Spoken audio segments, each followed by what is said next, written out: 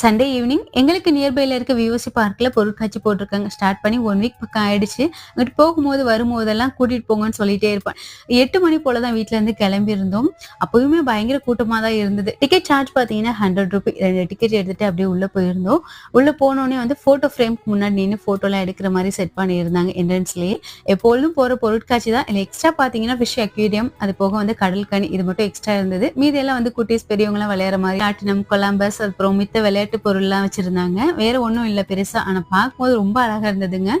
Fish டேங்க்குள்ள வந்து ஏகப்பட்ட ஃபிஷ்லாம் வச்சிருந்தாங்க. தலைக்கு மேல போற ஃபிஷ்லாம் பார்க்கும்போது அவ்ளோ அழகா இருந்தது. மானுக்குமே ரொம்ப பிடிச்சிருந்துச்சு. தொட்டு தொட்டு பார்த்துட்டே இருந்திருந்தா. இதுல மெயினா ரொம்ப பேர் பார்க்க வந்தது கடல் கன்னி தாங்க. கடல் கன்னி வேஷம் போட்டுட்டு ஃபிஷ் டேங்க்குள்ள இருந்திருந்தாங்க. பார்க்கவே ரொம்ப கஷ்டமா இருந்தது. அவங்க கையெல்லாம் ஒத்து பார்த்தோம்னா அப்படியே ஊறி போய் கிடந்தது. அது பார்க்க தான் அவ்ளோ கூட்டம். அங்க நின்னு ஃபோட்டோலாம் எடுத்துட்டு அப்படியே உள்ள போயிருந்தோம்.